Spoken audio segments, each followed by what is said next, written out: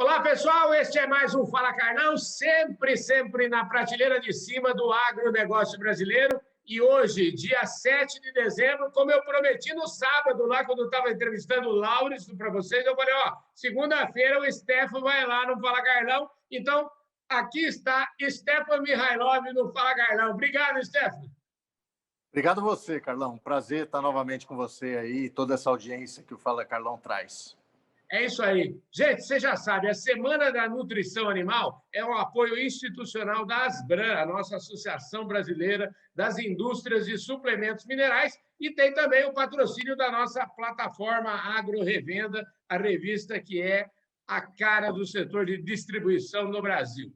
E, deixa eu te falar agora, eu tenho sempre que fazer uma introdução aqui, falar do meu convidado, e o Stefan é o seguinte, ele é médico veterinário formado aqui numa cidadezinha da Grande Porangaba, aqui, viu? Aí você vai perguntar, mas como assim? Ele é formado na Unesp de Botucatu, ele é médico veterinário, ele é um executivo consagrado, já lançou muita coisa no Brasil, que nós vamos falar aqui, já trabalhou fora do Brasil, nos Estados Unidos, na Itália, enfim, tem um pedigree que eu acho que o mercado todo já conhece, boa parte da audiência do Fala Carlão já sabe. Ô, Stefan, obrigado pela sua presença mais uma vez. Corrija o que eu falei aqui e vamos começar do começo, porque, afinal de contas, eu quero saber quem é o Stefan Mihailov, quando ele nasceu, depois como é que ele foi parar em Botucatu. Conta essa história aí para nós. Vamos lá. Bom, primeiro, Mihailov, quase todo mundo pergunta, né? A origem do nome é búlgara, meu pai é búlgaro, e ele veio na época da guerra aqui para o Brasil, depois conheceu minha mãe eslovena, se casaram aqui no Brasil. Então, Mihailov vem daí, né? E você está certo, eu me formei em veterinária em Botucatu, né? Há controvérsias em relação à região, faz parte da grande Porangaba, mas enfim, né? É pertinho, só subir a serra a gente já está em Botucatu. Eu formei em 91, quer dizer, lá se vão quase 30 anos, né, Carlão? Passa rápido mesmo, né? E veterinária. Cara, e aí, veterinária, e você tem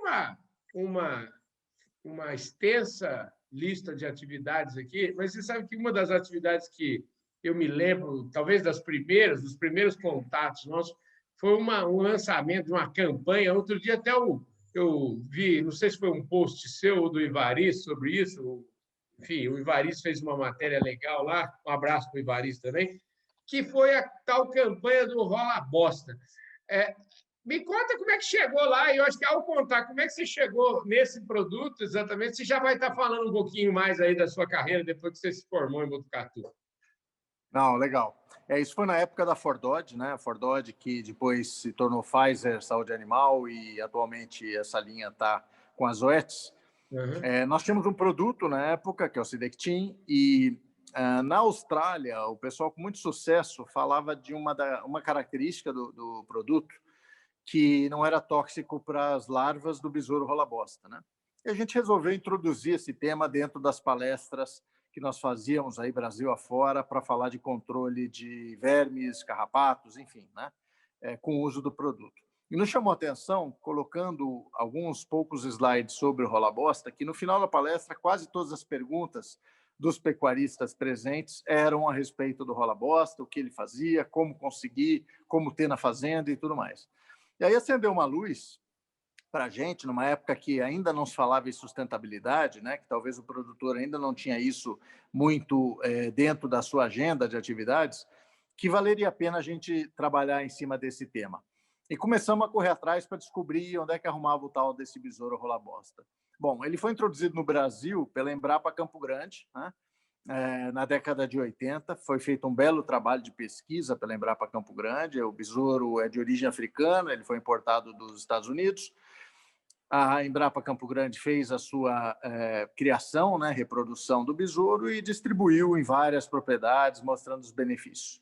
Mas depois que encerrou a pesquisa, evidentemente, esse tema ficou um pouco desaquecido, né? E nós, na pesquisa também, descobrimos que a Embrapa Cerrados, lá em Brasília, estava trabalhando com besouro, e eles mantiveram um centro de reprodução do besouro, com uma pesquisadora, uma grande amiga, Thelma Sauer-Essig, que continuava reproduzindo e cedendo, doando os besouros para aqueles pecuaristas que pediam.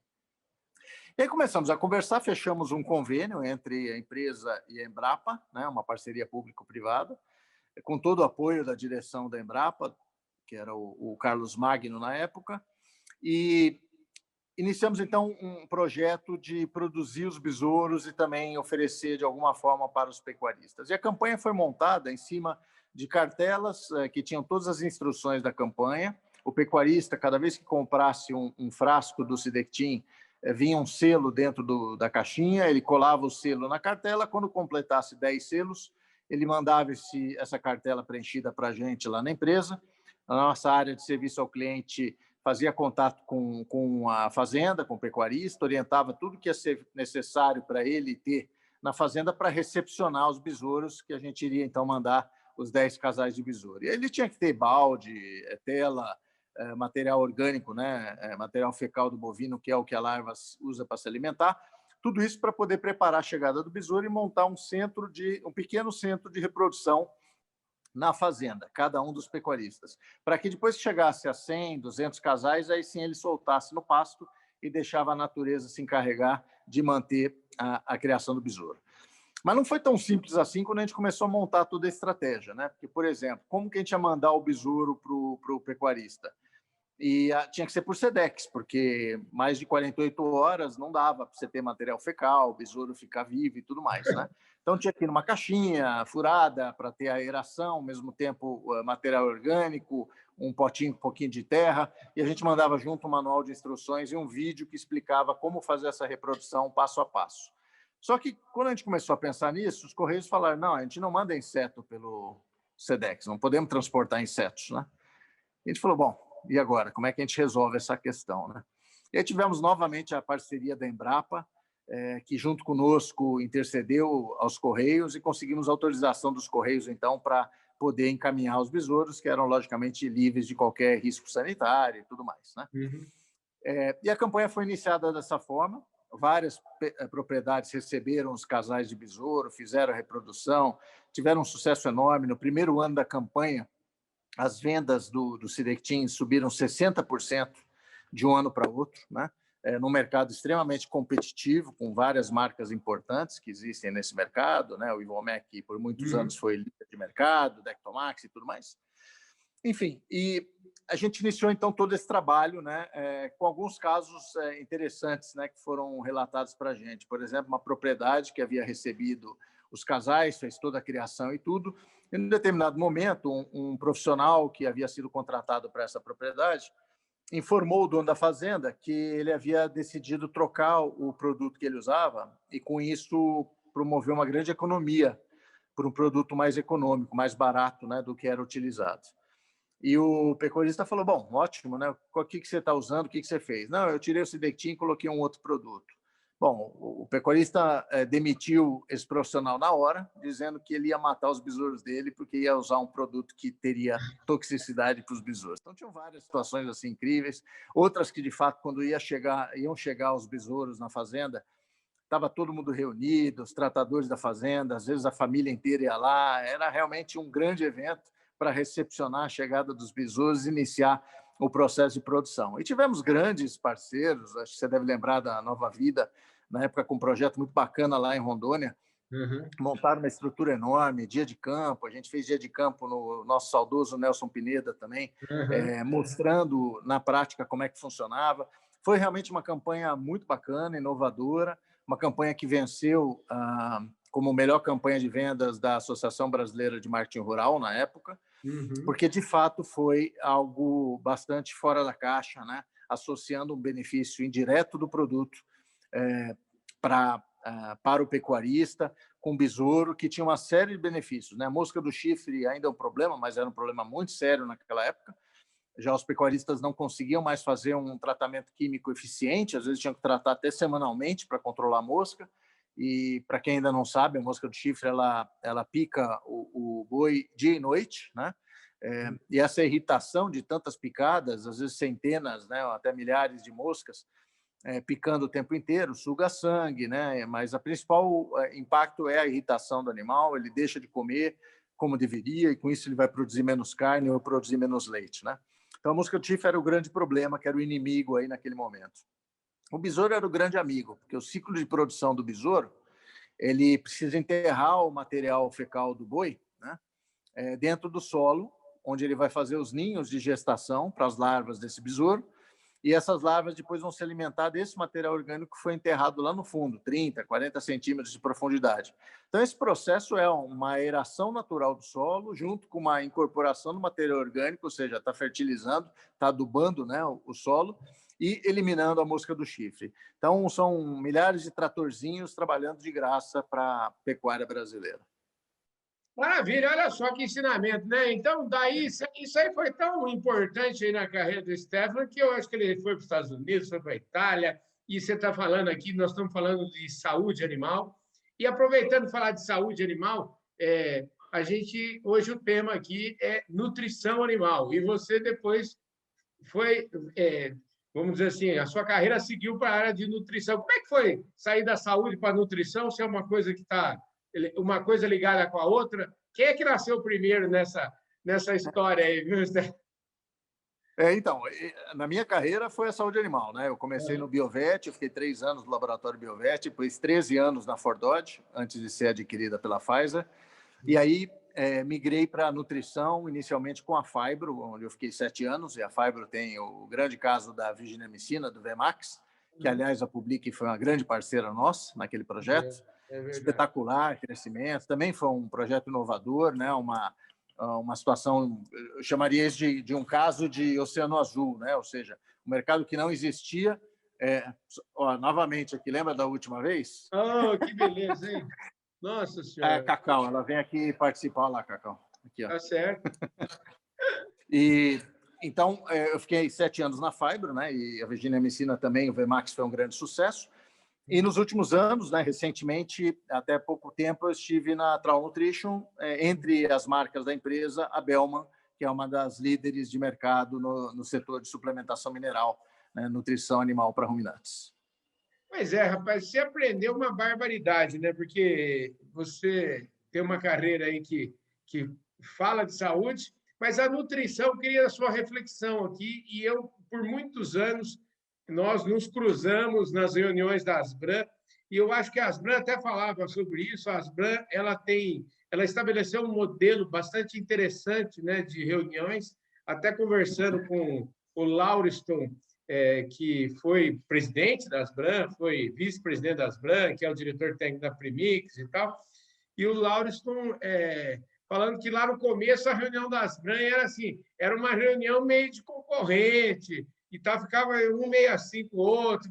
Mas do tempo que eu peguei, já a reunião, depois que acho que a Beth trouxe todo esse dinamismo para a associação, eu queria que você falasse um pouco, você que conhece bem o trabalho da Asbram, em que medida que esse trabalho, vamos dizer assim, ajudou e tem ajudado ao crescimento da nutrição.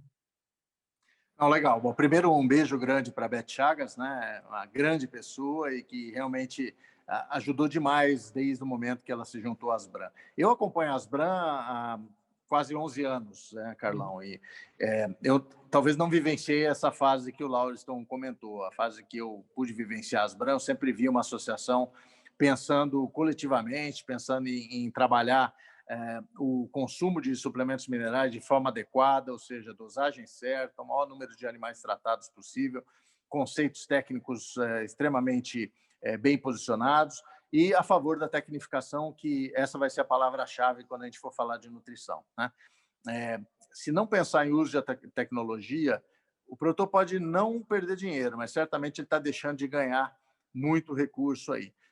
A gente está acompanhando esse momento da arroba, o preço que está. Então, imagina se puder produzir um boi de 19 arrobas ao invés de 18, por exemplo, né? É um volume de recursos adicionais extremamente importante para poder reinvestir na propriedade, quem sabe trabalhar mais em recuperação do solo, enfim, várias áreas que precisa ter caixa, é um momento que ajuda bem. Então, a Beth, sem dúvida nenhuma, tem ajudado demais. E os diretores, né, os presidentes que eu acompanhei, todos eles também sempre fazendo um trabalho brilhante, focado em desenvolver o setor. Portanto, eu realmente não consigo fazer o testemunho dessa situação de concorrentes dentro da mesma sala. Ainda somos, né? Todos que estamos naquela reunião, mas, de fato, são discussões muito pró-setoriais. E é isso mesmo, porque, no final das contas, a diferença no mercado vai ser feita pelo marketing de cada empresa, pela estrutura técnica e comercial de cada empresa, pela reputação, marca, produtos, serviços, enfim. É isso que vai fazer a diferença e não as informações que acabam sendo compartilhadas e que têm que ser compartilhadas a favor de todo o setor. Pois é, deixa eu te falar uma coisa.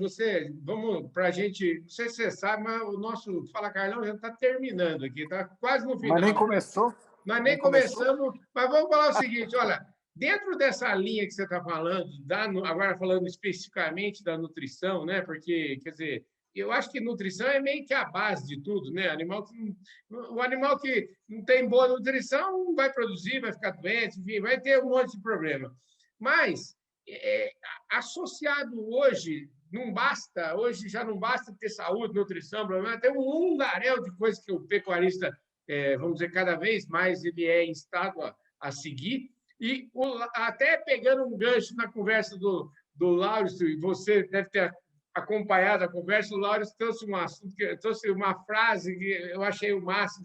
Ele disse assim, sobre o futuro da pecuária, ele falou o seguinte: ó, a pecuária só tem duas coisas que acontecem. É assim, quando o boi está em baixa, você tem que ter ciclo curto para você poder dar conta de fechar as contas e ganhar dinheiro. E quando o boi está em alta, você tem que ter ciclo mais curto ainda. Então, eu queria que você me falasse para a gente, vamos dizer, qual é a sua reflexão sobre a nutrição e o papel, enfim, sobre a pecuária. Que pecuária que você enxerga no Brasil? Bom, resumidamente, é a pecuária que vai eliminar a recria, né? Então, o Brasil tem que trabalhar na direção de tirar a recria do processo produtivo. Esticar a cria, tirar o bezerro mais pesado possível e finalizar com uma terminação intensiva, seja pasto, seja confinado. Isso é uma opção técnica aí que tem várias opções hoje no mercado, mas todas elas passam pela tecnificação, né? Desde a nutrição pré-embrionária, ou seja, pensando na nutrição da vaca para trazer o bezerro em maior condição possível de produzir lá na frente, né? Lembrar que fibra muscular do bezerro é formada durante a gestação da vaca. Então, se ela não for bem nutrida, não tem como o bezerro desempenhar o máximo potencial genético dele, ou dela, né, da bezerra, para produção de carne ou de leite. Então, precisa, sem dúvida nenhuma, começar com a nutrição desde lá de trás. O bezerro é a mesma coisa, né? As primeiras semanas de vida do bezerro é fundamental uma nutrição adequada para poder garantir também o melhor potencial de crescimento futuro. E aí a terminação hoje talvez seja o setor com tecnologias abundantes, aí, fáceis de ser acessada. Acho que a grande revolução ocorreu talvez nessa última década em cima da produção intensiva a pasto, né? Ou terminação intensiva a pasto, ou seja, usar ração durante 3, 4 meses aí na fase de terminação do animal a pasto, sem ter que investir, por exemplo, numa instalação de alto custo, de alto investimento de capital, como o confinamento tradicional, né? Então, hoje existem muitas alternativas. E, de fato, você tem que usar, por exemplo, aditivos nos suplementos minerais, e minha passagem pela Phibro foi muito focada nisso. Tecnificar para poder, de fato, encurtar esse ciclo, que é exatamente o que o Lauriston falou. E, claro, quando o preço está bom, de fato, você tem que movimentar com mais velocidade ainda, né? Tem que lembrar que a terra tem custo, sim, então deixar o boi parado lá mais tempo se viria, na verdade, a gente não faz, às vezes, a conta certa, não é a decisão correta, né? E precisa girar o dinheiro, né? O boi, comparado a outras proteínas animais, é um ciclo mais longo, né, do que o suíno, que em 6 meses você tem o leitão pronto, né? O frango com menos de 40 dias hoje. Então, o boi precisa realmente investir mais ainda em tecnologia. E eu acho que, se a gente olha alguns anos atrás para hoje, já mudou demais. É só olhar ano a ano, por exemplo. Esse ano a gente está vendo um crescimento forte de suplemento mineral novamente, talvez supere 10% em relação ao ano passado. E os segmentos que estão crescendo mais são os de alta tecnologia, como os proteicos, né, núcleo, produtos com ureia, enfim. Isso mostra que o pecuarista está buscando solução, né? Solução para trazer mais retorno. Agora, ainda assim, se a gente estimar hoje, talvez não chegue a 70 milhões de cabeças suplementadas com a dosagem correta. É muito pouco ainda em relação ao que tem. Então, olha o espaço que existe setorialmente falando e olha o espaço que existe para continuar produzindo carne, mais carne por hectare daqui para frente. e a pecuária vai continuar tendo seu espaço no Brasil e no mundo, tendo uma necessidade muito menor do que a área que hoje é destinada à pastagem. E aí a agricultura pode crescer nessa outra área. Rapaz, show de bola. É bom essa semana da nutrição animal, porque só para fechar aqui no raciocínio aqui do Stefan, já vou eu lembrei agora o Laurence, mas agora eu vou lembrar lá da entrevista com o professor Pietro Baruzelli, que falou na quarta-feira da semana passada aqui. O professor Pietro Baruzelli me disse na quarta-feira da semana passada que 170 milhões de hectares nós usamos de pastagem, dos quais 120 milhões de hectares são usados para cria e 50 milhões de hectares vão para recria, engorda, blá, blá. Rapaz, temos muito que melhorar, né, Stefan? E a cria ainda é, dos 3 segmentos, né, atividade com menor investimento em tecnologia. Então, imagina a hora que a coisa entrar com gás total. Né? Essa é a prosa do professor Pietro Baruzelli. Ele falou o seguinte, Carlão, ele só fez a seguinte conta: se na cria a gente subir de 60% de taxa de preenche para 80% de taxa de preenche, a gente coloca no mercado quase 20 milhões de bezerros a mais. Aí eu falei, professor, 20 milhões de bezerros, levando em consideração o preço do bezerro lá do Duda Biagi, da carpa, a gente está deixando R$500 milhão de reais na mesa. Vou colocar assim, letras garrafais, é preciso eliminar a recria. Esse negócio é forte, hein, Stefano? Posso usar isso como título? Eu acho que esse é o caminho mesmo. Na verdade, resumidamente, essa é a direção que a gente tem que fazer, né? Melhorar a cria para ter um bezerro mais pesado, tirar ele com o maior peso possível e depois terminar de uma forma acelerada, reduzindo a recria. Show de bola. Ô, Stefano, acabou. Infelizmente, o tempo foi embora. Muito obrigado. Eu queria agradecer aqui a presença do Stefan Mihailov. Stefan, show de bola, viu? Um abraço, Carlão. Foi muito bom. Um grande abraço a todos os amigos da Asbram e todos os pecuaristas aí do Brasil afora.